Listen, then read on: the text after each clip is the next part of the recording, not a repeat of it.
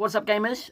Before this video starts, I just want to quickly say this video was scripted and was meant to be a video, but then I had a presentation I needed to do for my PPEs, so I just turned that script into a presentation, which has worked out really well for me because now I can just present this presentation and use the visuals from that as the visuals in this video. Yeah, just wanted to point that out so that the style of it being a PowerPoint wouldn't seem so weird. Anyway, let's move on to the presentation itself, I guess. So, as you can see, the presentation is on the symbolism of American Psycho. But, for the 3 people in the audience who don't already know, let's go over what American Psycho is. American Psycho is a movie that, at the time of its release, was a major box office flop, but in current year is really ingrained in our society because of the meme culture surrounding the film, you know, like the Sigma male memes and stuff like that, or its cult status amongst the fans. And another reason it's so beloved is because of the amount of detail in the film. Not many films have that attention to detail that American Psycho has, and in this video, I figured that I'd go over some of those details. The first thing I want to zoom in on in this video is what the film's truly about. On the surface, American Psycho appears to be a regular slasher horror starring, at the time, nobody Christian Bale. But take a step back and you can see that the film's true agenda is to present a commentary on the yuppie culture ingrained within the heart of New York in the 1980s, which is the era that the film is set in.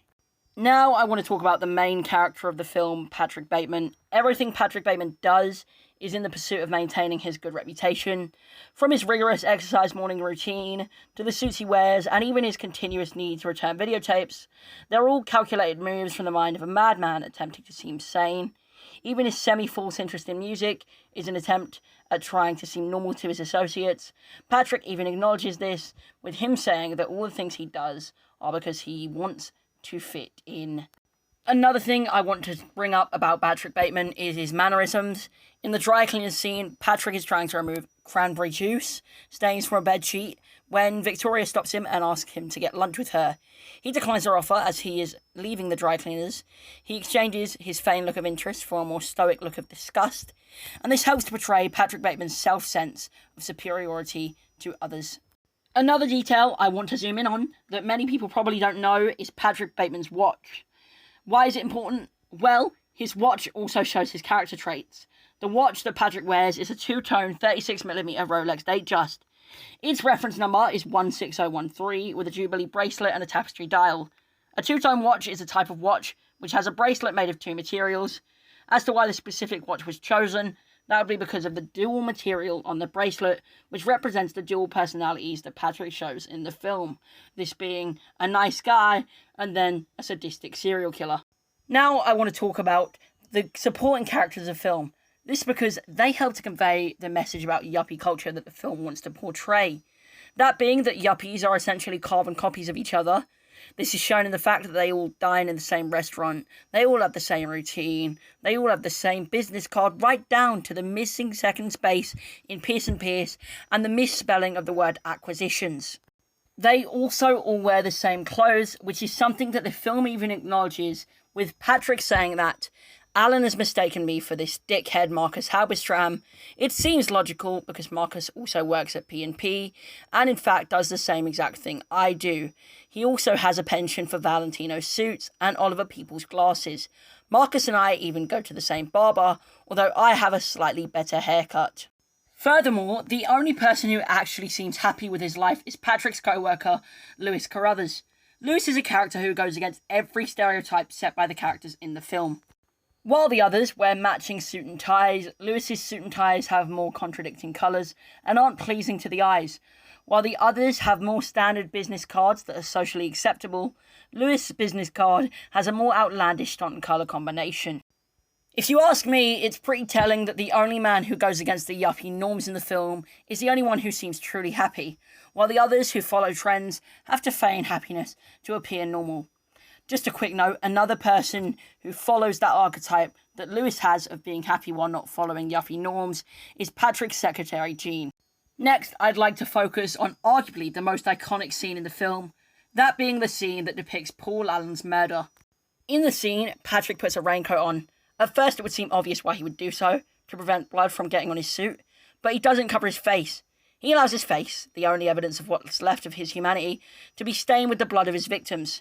He does this because he doesn't value his humanity, only what he presents himself as, because to Patrick Bateman, humanity is nothing, and image is everything.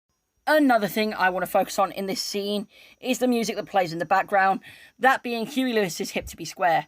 Not only is it a stellar piece of music when played diegetically like it is in this scene, which helps to provide for a great watching experience, it also creates a great juxtaposition because of the song's happy and upbeat instrumental being paired with the scene's more dark and sinister tones, allowing for the audience to make that comparison and find humour in the oxymoron that is pairing an upbeat song with a dark murder scene.